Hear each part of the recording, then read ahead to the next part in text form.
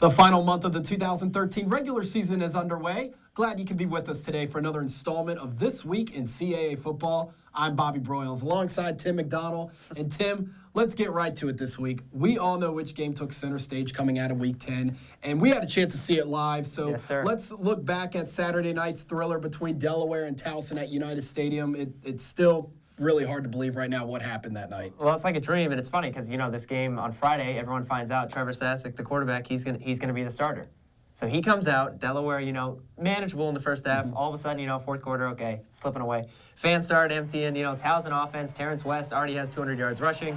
Towson, you know, went for it on fourth down in the fourth quarter, didn't get it. All of a sudden, Delaware drives back, you know, 31-24, they score late. Okay, under a minute to play, whatever. Onside kick.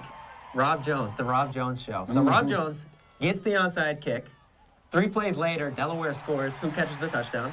Rob Jones. Rob Jones. And then they go for the 2-point conversion, get the win, and who caught it? Rob Jones. All of a sudden, Delaware pulls one out. Absolute pulls it out. It's just, that's all you can say. They stole one from Towson. Absolutely shocking. I've never seen a stadium that quiet after the game.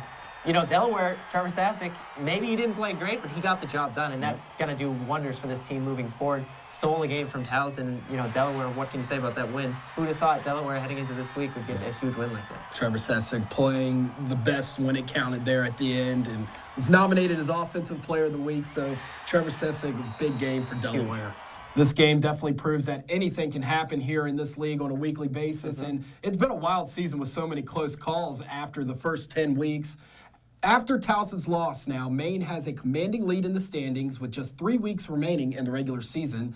And Tim, when we look at Saturday's schedule, there's once again a lot on the line for a number of teams around the league. Let's open up our analysis with a key game on the NBC Sports Network as New Hampshire hosts its first ever nationally televised game when it welcomes Durham to the Dungeon at 12:30. This is a must-win for the Wildcats if they plan to keep their 9-year playoff streak alive. Ooh, clean up the dungeon a little bit, getting some national exposure. Gotta love it. You know, JMU traditionally doesn't play well when they head to New Hampshire.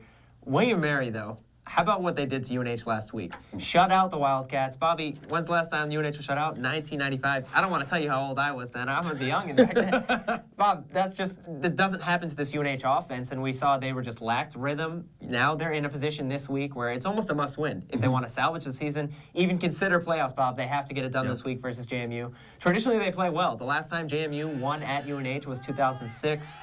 JMU comes into this game with even more confidence after basically running past Villanova. We saw Michael Birdsong, the quarterback for JMU, really just look well.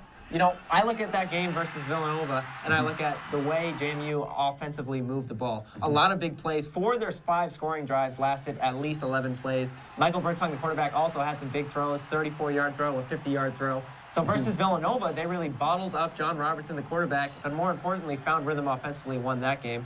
So this week, again, headed to New Hampshire, Bob. The best rush defense is JMU versus New Hampshire, which struggled last week, didn't rush for 100 yards versus William & Mary. That's going to be the key. We know the Dukes don't like going up north and playing those cold games, Bob, but they're going to take care of it this week in a must-win situation for both squads. Yeah, Michael Birdsong with a real nice bounce-back game after a rough outing at William & Mary. Keynote, JMU has not won on the road this year, so they're going to have to prove they can win on the road if they outside of Bridgeport, that's right. Absolutely. After the JMU-New Hampshire game, flip the channel to Comcast Sportsnet as Delaware comes off its thrilling win over Towson to host William & Mary and its dominant defense at 3 o'clock. Tribe defense leading the FCS, Bobby, 12.4 points per game allowed. Luke Rhodes, Jerome Copeland, you know, they just get it done. Yeah. Riley, that defensive end. You know, you look at William & Mary and you say, yes, they've had a good defense this year.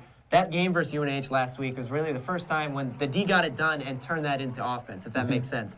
Field position was a huge key last week. They made big plays. And that defense just so physical. I think that really stopped UNH. And they're going to have to do it again this week versus Delaware on the road, Bobby. It's going to be a tough environment. Yep. The question for William & Mary moving forward, defensively, we know they're going to be all right. Can they limit Delaware to big plays? Offensively, that's going to be the question. We know that Brent Caprio is probably going to be the quarterback moving forward unless barring something happens this week, according to their coach, Jimmy Laycock. In Delaware, will they ride that momentum after Towson, or are they going to let down? You know, who's going to be the QB? It's going to be Sasek or Hurley. either way, if it's Sasek, we know that they can get it done. That's good news. This William & Mary Tri-D, though, like I said, just very, very good, and it's going to be tough to win at Tommy Raymond Field, where Delaware hasn't lost this year. Out-of-market viewers can watch a simulcast of the showdown between the Blue Hens and the Tribe on CAA.TV. Kicking off shortly after 3:30 will be CAA football frontrunner Maine returning to the road against Albany, which will look to upset the Black Bears for its first conference win. Bobby, Maine played Stony Brook last week. It's an early starting. You know, they're out there 13-0 at half. Okay. Yeah. Stony Brook comes back. Fourth quarter, they take the lead. Maine has to get a drive going. Marcus Washaleski finds John Ebling, the wide receiver, for a touchdown late. But they needed an 89-yard drive, Bobby, with 7.5 minutes to go. Then they got a pick to seal the deal. The Black Bears struggled. That's the first time we saw them really struggle and question, are they going to pull this one out late? The second time, I should say, this year, but the first time we were really that close. The last two games, they've won by 7 points, Bobby, but all of a sudden, Maine has grown its lead in the CAA standings. Christoph Malumba, the linebacker for them, he's a redshirt freshman. He won his third Rookie of the Week honor this year. 13 tackles, Bobby, and they held Stony Brook to 129 passing yards on 6 of 23 passing. That's just unheard. Michael Cole, he's the all-time sack leader now after that week. And now Albany, you know, what are they going to do? They lose at Richmond. It's a tough game, but you know what? I say not so fast. Albany, 2009, 2010, and 2012, they beat Maine as member of the NEC. They're in the CAA now. You know, they've been struggling this year, only one win. They come back home. You know, Maine, for me, this is a trap game. They head to Albany, Bobby. They're hearing now that their lead just got expanded because Towson lost.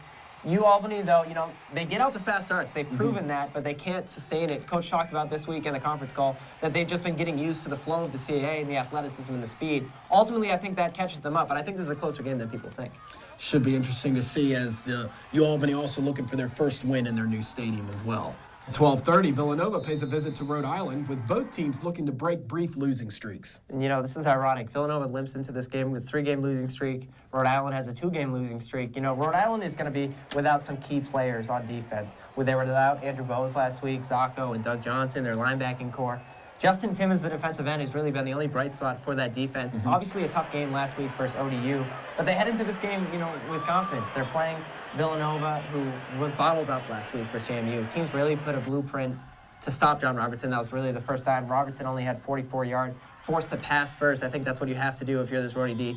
Obviously easier said than done. And if you're Villanova, 5 losses this season, you know, they're going to look at their schedule and say, maybe the season's over. You know, we had a letdown. There's still a lot to play for. They can still finish the season on a strong note. They have a lot of guys returning. Their season's not over in any sense. So Villanova offensively, get back to the ground game and have some guys step up.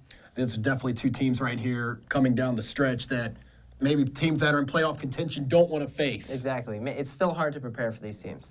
We wrap up Saturday's action with Richmond looking to lock up a second straight conference win when it heads to Long Island to square off against Stony Brook at 1 o'clock. And, you know, it's amazing to think that Richmond got their first CAA win in the first weekend of November. I don't know if anyone called that. And you look at Stony Brook where, you know, Coach Priori has talked. They've been competitive in games. It's been, you know, I think physicality for Stony Brook hasn't been a problem all season. They've proven that. But it's a question of making plays when they need to make plays. Lyle Negron, the quarterback, he needs to play better in terms of just finding flow for this offense. It seems like they're either forced to pass the ball or forced to run, and teams are really finding how to stop them because they can predict those rhythms. You know, Richmond wins over Albany. How about field goal kicker Jordy? He gets it done. 4 or 5 from field goal. He wins Special Teams Player of the Week. Strauss, another impressive performance. And Ben Edwards returned to the lineup. He's such a difference maker for this team when he's in the lineup because you can trust him. You can trust him on the outside, and you can trust him in special teams. You know, Brandon Doherty, like him, hey, he could have another big week. I think the big key for Richmond offensively is that you got that CAA win. Now finish the season strong. That offense for Richmond is totally different with Ben Edwards in the lineup. Amazingly different.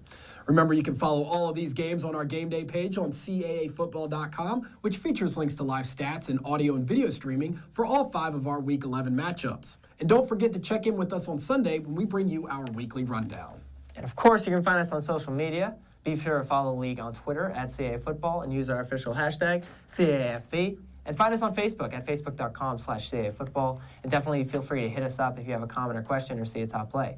We're also on Vine on Instagram by searching CAA Football.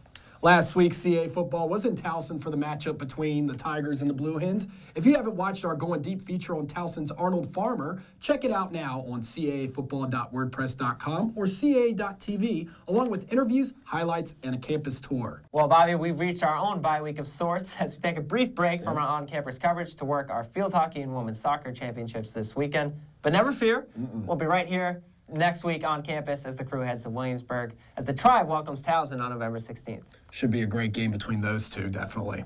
That'll do it for us today. I'm Tim McDonald. And I'm Bobby Broyles. We'll catch you back here on CAA.tv next Wednesday. Enjoy Week 11, everyone.